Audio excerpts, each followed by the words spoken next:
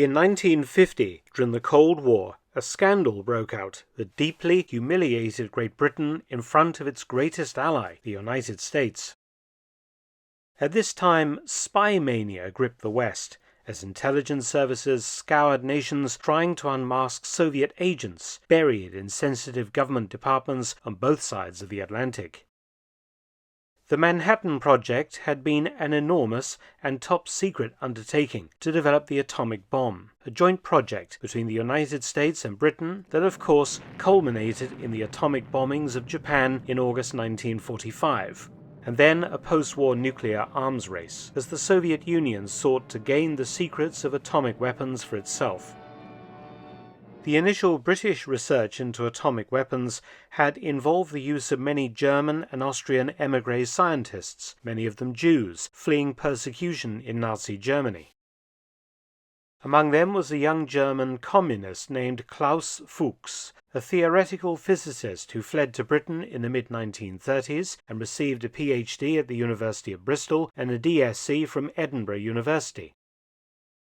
Interned as an enemy alien in the Isle of Man in 1939 when war broke out between Britain and Germany, in 1941 his worth to the British war effort was realized when he joined the British atomic bomb project, which was codenamed Tube Alloys, as an assistant to German physicist Rudolf Peierls.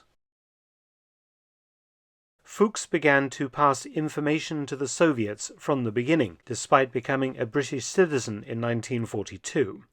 By 1944, with Tube Alloys merged into the Manhattan Project in the US, Dr. Fuchs was working at the Los Alamos laboratory, working on a plutonium bomb. Back in Britain, he was exposed post-war and interrogated by MI5, admitting that he had passed atomic secrets to Stalin. In 1950, Britain stripped him of his citizenship and sentenced him to 14 years imprisonment, of which he would serve 9 before emigrating to East Germany. In 1950, the admission that the Manhattan Project had been penetrated by a Soviet spy holding British citizenship caused an almighty diplomatic row. Most angry was the feared director of the FBI, J Edgar Hoover, a pathological anti-communist whose agency ruthlessly scoured intelligence and government departments for Soviet sympathizers and agents. There is no doubt as to where a real communist loyalty rests. Their allegiance is to Russia, not the United States. Communism in reality is not a political party. It is a way of life, an evil and malignant way of life. It reveals a condition akin to disease that spreads like an epidemic, and like an epidemic, a quarantine is necessary to keep it from infecting this nation. The fallout from the Fuchs case led to the apprehension of Julius and Ethel Rosenberg by the FBI, the couple being executed in 1953. MI5 and the British Foreign Office wanted to calm Hoover down and repair the relations between the intelligence services so vital in the Cold War. And, in the time-honored fashion, they decided to boost Hoover's ego by granting him admission to that most coveted of honors, a knighthood. In the later words of President Lyndon B. Johnson concerning Hoover, he said, "It's better to have him in the tent pissing out than outside the tent pissing in." Hoover had to be handled very carefully. After all, this man accumulated compromising material on everyone, and you could bet your bottom dollar that in his safe Hoover had compromat on many important British diplomats, politicians, and other public figures, including members of the royal family. Better for all concerned to keep Hoover inside the tent pissing out. Hoover was not the first or the last U.S. citizen to be given an honorary knighthood.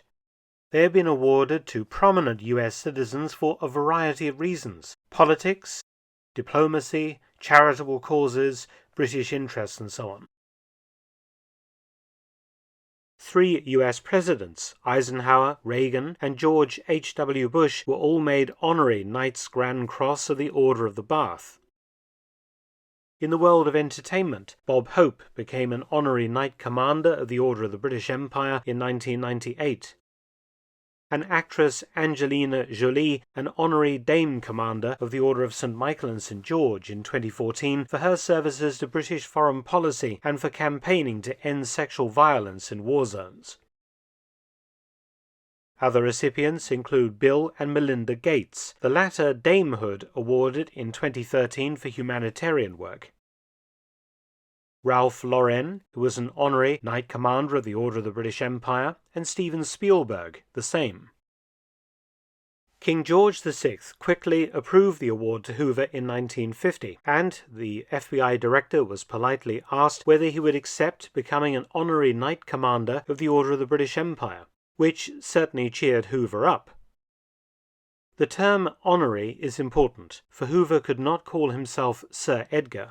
Only British citizens get to use the title Sir on receipt of a knighthood. But Hoover would receive the very nice insignia, which at that rank consists of a neck badge and a breast star, and the right to use the post-nominal letters KBE after his name.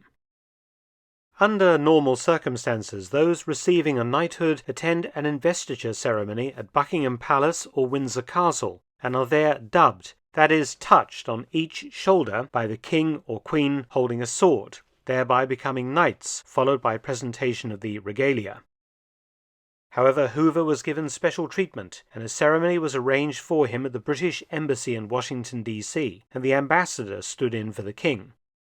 Hoover was very pleased by the honor, writing to the director of MI5 that he was, quote, deeply touched, and asking that his appreciation be, quote, conveyed to His Majesty, end quote.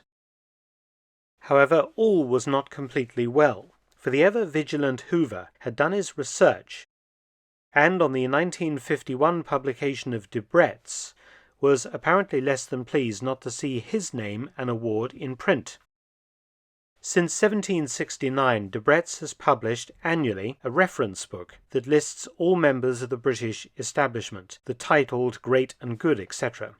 Hoover put it about in Washington circles that he was less than pleased by not being included in this august volume, and the Foreign Office soon became aware. It should be noted that honorary knighthoods were never included in Debrett's. It gives an indication of how important was Britain's relationship with Hoover and the FBI, and how fearful it was of upsetting him, that this omission was quickly rectified.